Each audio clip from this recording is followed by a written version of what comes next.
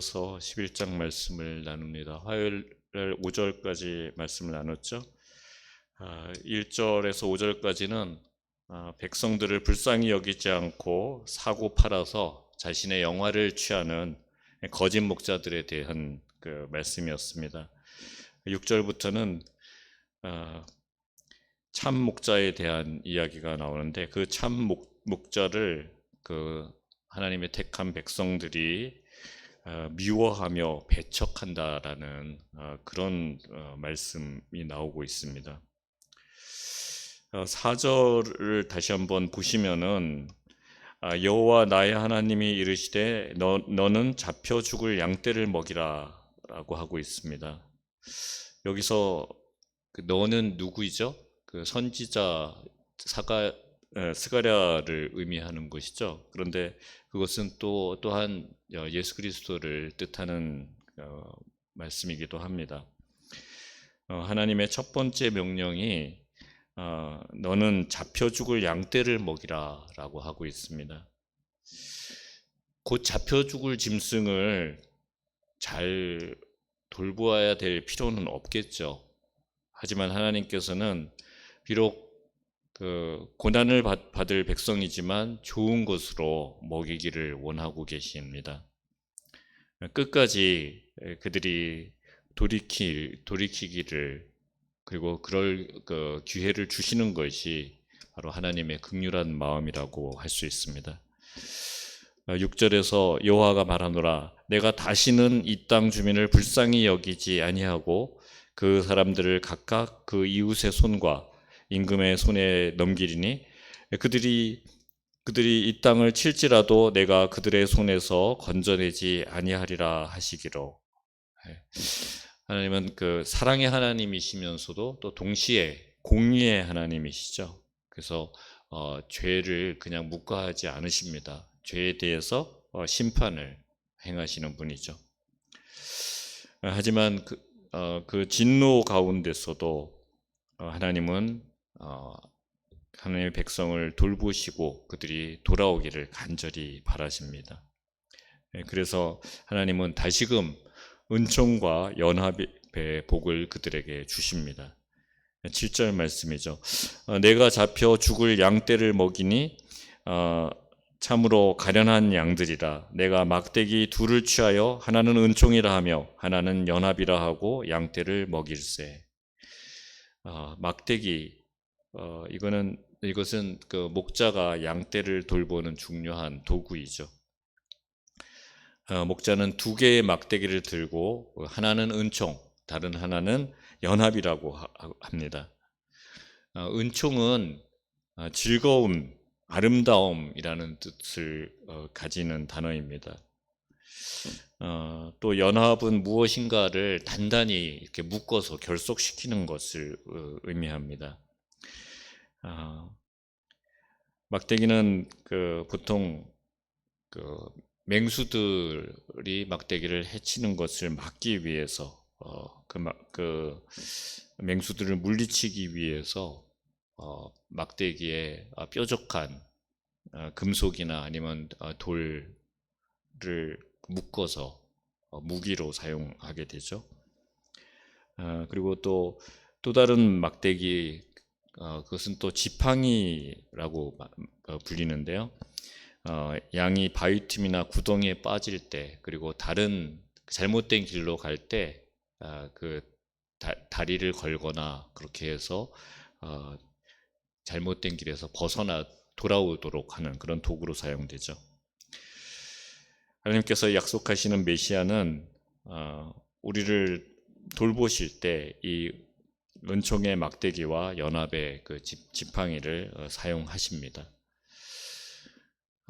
그 유명한 시편 23편 4절 말씀에 내가 사망의 음침한 골짜기로 다닐지라도 해를 두려워하지 않을 것은 주께서 나와 함께 하심이라. 주의 지팡이와 막대기가 나를 안위하시나이다 라고 생생하게 그 목자의 모습을 그리고 있죠. 그렇게 하나님의 지키심과 보호하심, 하나님의 은혜가 아니면 양떼와 같은 우리는 인간답게 살아갈 수가 없습니다. 세상에서 가장 큰 착각은 자신의 힘으로 이 세상을 너끈히 잘 살아갈 수 있다라는 그런 착각입니다.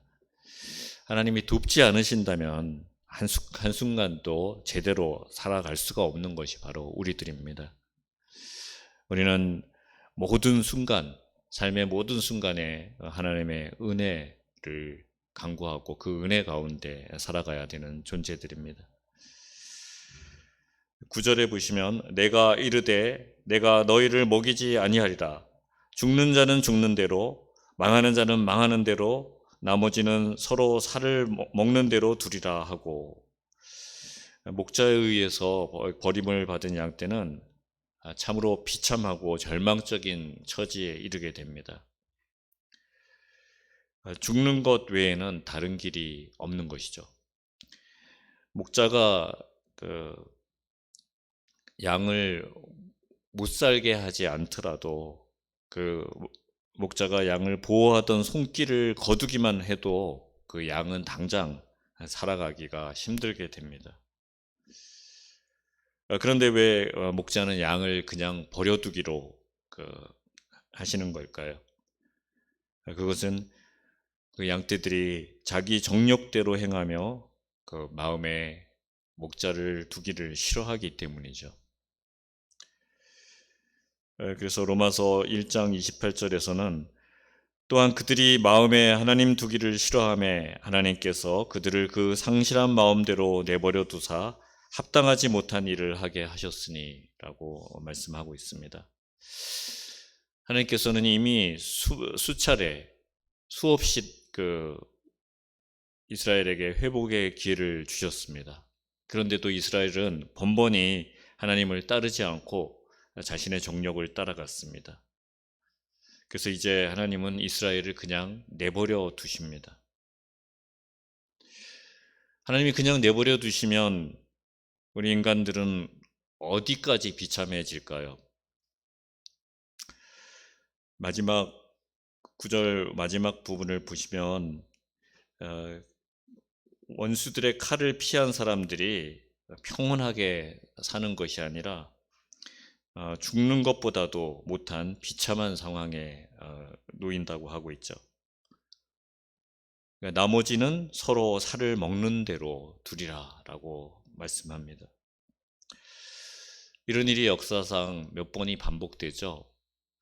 엘리사 선지자 때 이스라엘의 제9대 왕인 요람 때죠. 그때 사마리아 성이 아람에 의해서 포위되었을 때 굶주림을 견디다 못해서 서로의 자식을 잡아먹는 그런 일들이 실제로 일어났습니다. 또 예수님께서 부활 승천하신 지 한 40년 정도 지난 후인 70년경에도 그런 일들이 또 일어났습니다. 로마의 티투스 장군이 공격하고 예루살렘을 완전히 에워싸고 포위했을 때 그 예루살렘 안에서는 사람의 살을 뜯어먹는 그런 끔찍한 일들이 벌어졌습니다. 10절 말씀을 보시면 이에 은총이라 하는 막대기를 취하여 꺾었으니 이는 모든 백성들과 세운 언약을 폐하려 하였습니다. 목자는 양들을 치던 그 막대기를 다 꺾어버립니다. 더 이상 양떼를 칠 생각이 없다라는 것을 보여주는 것이죠. 그래서 은총과 연합이라는 막대기를 다 꺾어버리신 것입니다. 그렇게 되면 양떼들은 속수무책이죠. 맹수들의 공격으로부터 자신들의 살이 찢기는 그런 처참한 가운데 놓이게 됩니다. 양떼들을 지켜왔던 그 안전 장치가 사라졌기 때문입니다.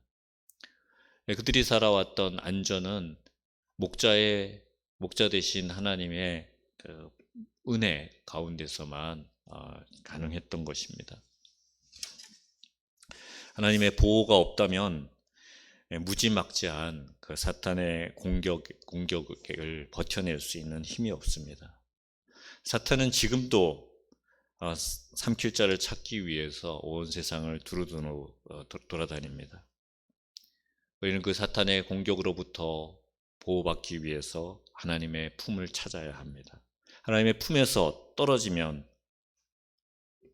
언제든 우리의 삶은 비참한 가운데 던져지게 될 것입니다. 근데 12절에 보면 참 목자가 자신의 품삯을 요구합니다. 내가 그들에게 이르되 너희가 좋게 여기거든 내 품삯을 내게 주고 그렇지 아니하거든 그만두라. 그들이 곧 은 30개를 달아서 내 품삯을 삼은지라. 이게 무슨 말일까요? 목자가 품삯을 달라는 것, 그것은 그 계약 관계를 완전히 끝내자라는 의미입니다. 그래서 그 품삯으로 은 30이 매겨지는데 이 은 30은 고대 사회에서 노예를 사고 팔 때 한 사람의 몸값으로 치르는 것이었습니다. 그들이 그 목자의 그 수고를 얼마나 하찮게 여겼는지 그것을 통해서 알 수가 있습니다. 은총과 연합의 막대기로 정성껏 양떼들을 보살핀 그 은혜와 사랑의 대가를 노예 한 사람을 사고 파는 그런 정도의 값으로 대신했다는 것, 모욕적이고 배은망덕한 그런 행위라고 할 수가 있겠죠. 참목자는 그것을 받아서 여호와의 명령을 따라서 성전에서 토기장이에게 던집니다. 이 말씀은 장차 그 가룟 유다가 예수님을 제사장들 그 율법학자들에게 판 대가로 은 30을 받아서 그 성전을 그 돈을 성전에 던진 후에 지도자들이 그 돈으로 토기장이의 밭을 사서 그 나그네의 묘지를 삼은 사건으로 성취가 되게 되죠. 온 인류의 구속자로 오신 예수님이 이 하찮은 돈, 노예 한 사람을 사고 파는 은 30의 그 값을, 그 생명값을 치르는 그런 취급을 받은 것입니다. 생명을 살리는 그 은혜와 사랑을 짓밟는 그런 행위였던 것입니다. 우리의 삶은 어떤지 한번 생각해 보실 수 있기를 바랍니다. 우리 역시 하나님이신 예수 그리스도의 그 생명의 은혜를 은 30 정도에 그렇게 가볍게 치부하지는 않는지요. 하나님으로부터 생명과 또 구원의 은혜를 입었음에도 불구하고 여전히 세상을 즐기고 세상의 유혹과 세상의 쾌락을 따라 살아간다면 그것은 바로 그리스도의 은혜를 하찮게 값싸게 여기는 것입니다. 진정으로 하나님의 은혜를 안다면, 복음의 가치를 안다면 복음의 인생, 우리의 인생을 던져야 할 것입니다. 오직 믿음으로 순종하며 주님의 가신 길을 뒤쫓아 살아가야 할 것입니다. 우리 삶 속에 주님의 거룩하심을 닮아가야 할 것입니다. 14절에서 참 목자는 여호와의 명령을 따라 은총과 연합으로 양떼를 먹였으나 양떼의 새 목자는 참 목자를 배척했다고 하고 있습니다. 그래서 참 목자는 양떼에게서 벗어나며 은총의 막대기를 꺾었습니다. 하나님께서는 마지막으로 이 못된 목자들을 향해서 경고합니다. 15절에서부터 17절까지 말씀입니다.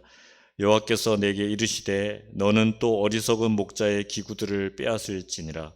보라, 내가 한 목자를 이 땅에 일으키리니 그가 없어진 자를 마음에 두지 아니하며 흩어진 자를 찾지 아니하며 상한 자를 고치지 아니하며 강건한 자를 먹이지 아니하고 오히려 살찐 자의 고기를 먹으며 또 그 굽을 찢으리라.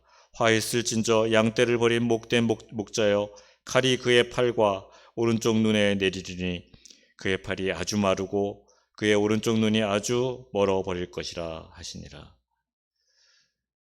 거짓 목자는 양을 돌보는 목자가 아니라 그 양을 먹잇감으로 삼아서 도살하고 학대하는 그런 목자들이죠.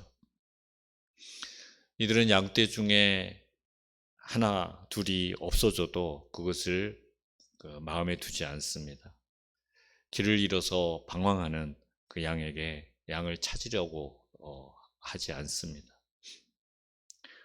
흩어진 양을 또 찾지 않습니다. 상한 양을 상처를 감싸고 회복시켜 주질 않습니다.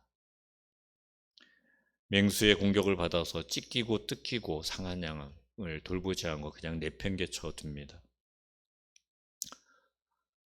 또 튼실한 양을 먹이지 않습니다. 오히려 살찐 양의 고기를 먹습니다. 양을 이용하여서 자신의 일속만을 챙기는 그것이 바로 거짓 목자들의 모습입니다.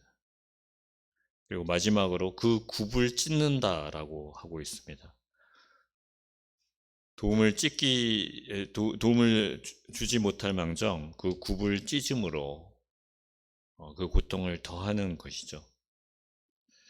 굽이 찢어진 양은 풀을 먹기 위해서 초장에 나가기조차 힘들어하게 될 것입니다. 이렇게 참 목자이신 메시아 외에 다른 목자, 그들은 도둑과 강도와 같은 자들입니다. 생명과 복을 빼앗는 자들입니다. 심판의 칼이 그의 팔을 못쓰게 하며 오른쪽 눈이 멀어버리게 할 것이라고 그들을 향한 그 심판을 하나님께서 예고하십니다.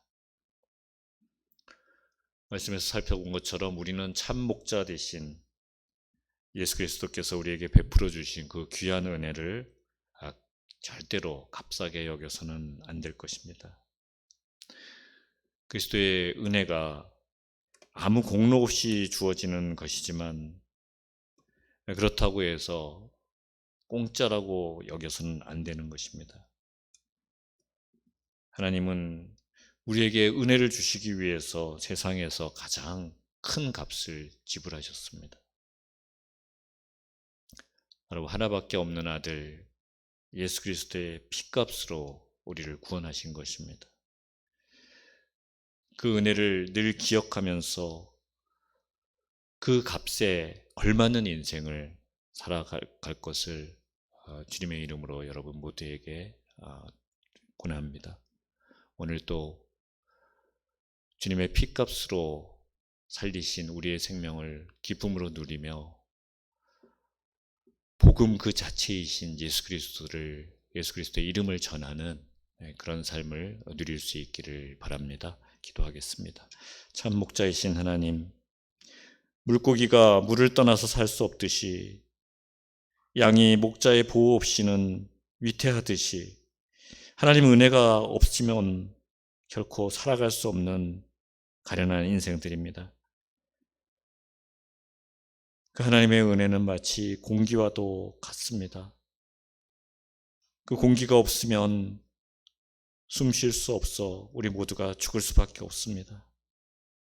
그런데 우리는 그 귀한 공기가 우리 삶을 유지하는 데 꼭 필요하다는 것을 늘 잊고 살아갑니다.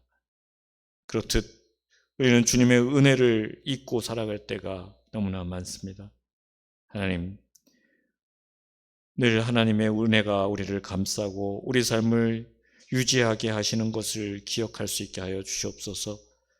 언제나 그 귀한 은혜 가운데 서며